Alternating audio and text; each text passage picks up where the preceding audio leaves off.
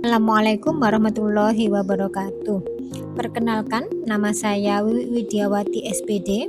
Saya berasal dari SMP Rijan Pajet. Saya merupakan calon guru penggerak angkatan 10 kelas 142A Kabupaten Mojokerto. Kali ini saya akan menjelaskan tentang koneksi antar materi. Salam perubahan.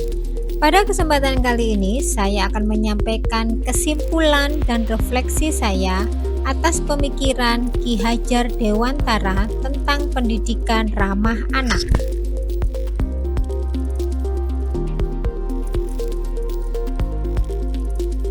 Baiklah, yang akan saya bahas pertama adalah apa yang Anda percaya tentang murid dan pembelajaran di kelas sebelum Anda mempelajari modul 1.1. Mengenai refleksi pemikiran Ki Hajar Dewantara, saya berpikir bahwa siswa dan anak merupakan objek pada awalnya. Seorang murid atau anak harus senantiasa menaati segala petunjuk atau perintah gurunya. Kemudian, guru adalah subjek pendidik atau guru adalah keseluruhan sumber belajar, sumber informasi, sehingga apa yang dikatakan atau dijelaskan oleh guru harus dapat diterima oleh anak. Yang ketiga, semua pembelajaran harus berlangsung di dalam kelas. Semua proses belajar mengajar harus berlangsung di dalam kelas, tidak dilakukan di luar kelas, karena beranggapan akan mengganggu pembelajaran lainnya dan kurang kedisiplinan. Kemudian yang keempat, saya memberikan tugas yang sama kepada semua siswa tanpa diskriminasi apapun. Setiap kali saya memberi tugas belajar antara anak yang satu dengan anak yang lainnya tanpa memperhitungkan sifat anak tersebut. Yang kelima, apabila seorang anak atau siswa mencapai nilai di atas KKM yang ditetapkan oleh sekolah, maka pada semua mata pelajaran ia dapat naik kelas atau menyelesaikan pendidikannya. Yang keenam, seorang guru, saya bisa memberikan hukuman atau sanksi kepada anak agar ada efek jerah dan perubahan ke arah yang lebih baik. Dan yang terakhir, anggapan saya adalah tugas guru hanya memberikan ilmu dalam proses pembelajaran dengan menjelaskan materi dan siswa hanya mendengarkan tanpa feedback atau refleksi.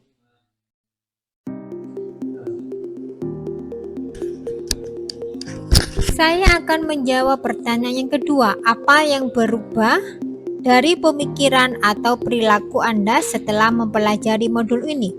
Setelah mempelajari modul ini, banyak gagasan Ki Hajar Dewantara tentang mata pelajaran pendidikan yang masih belum digunakan dalam dunia pendidikan Indonesia.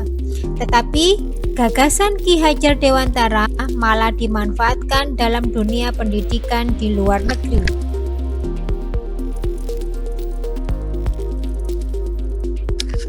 Padahal, konsep ideologi Ki Hajar Dewantara berlandaskan pada pertama, penciptaan jiwa yang merdeka. Yang kedua, berkepribadian, beradab, berguna bagi nusa dan bangsa, serta kebebasan pendidikan anak sesuai dengan kodratnya.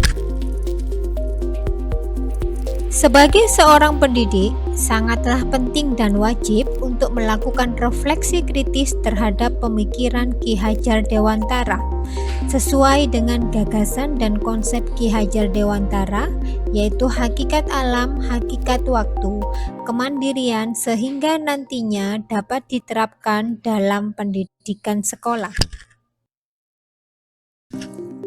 Menyadari bahwa guru bukanlah satu-satunya sumber belajar, maka kami memberikan pendidikan berdasarkan kebutuhan anak, yaitu proses pembelajaran yang berpusat pada siswa. 2. Memberikan pembelajaran yang menyenangkan dan menarik.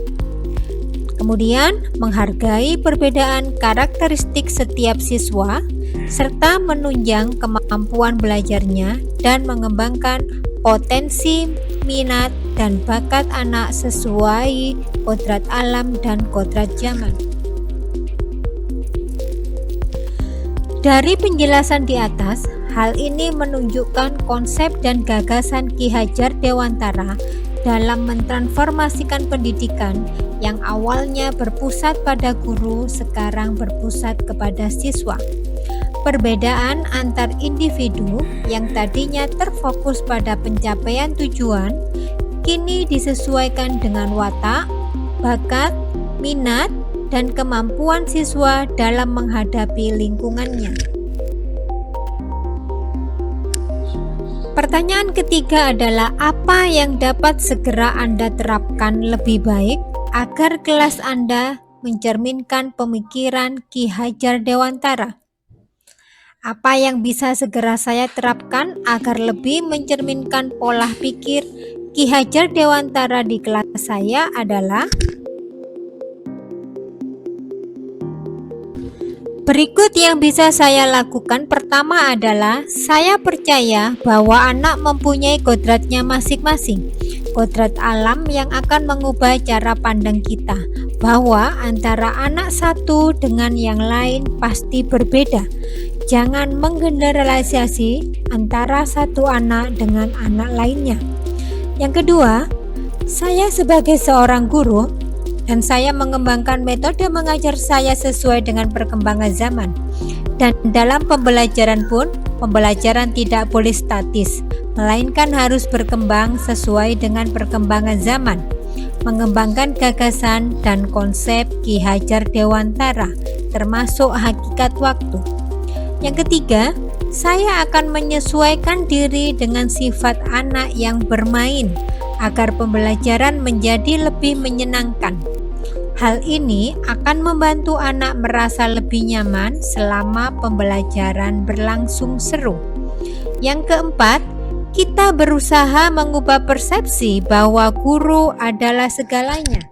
Namun, mulai saat ini kita akan berubah menjadi pembelajaran yang berpusat pada siswa. Saya harus menjadi fasilitator, teman, dan orang tua untuk membantu anak mencapai tujuannya. Selanjutnya yang saya lakukan, saya berharap agar anak-anak dapat membentuk kepribadian yang lebih baik dan menghargai pengetahuan budaya lokal seperti gagasan Ki Hajar Dewantara, yaitu trikon kontinuitas, konvergensi, konsentrisitas, mengintegrasikan pengetahuan budaya lokal ke dalam pembelajaran. Ing ngarsa sung tulodo, seorang pendidik harus mampu menjadi teladan bagi para siswa. Ing madya mangun karso, maksudnya di tengah seorang pendidik harus bisa menjadi yang tua dan teman, menjadi orang tua dan teman yang selalu bersama dengan muridnya. Serta tuturi handayani berada di balik layar harus memotivasi dan memberikan dorongan.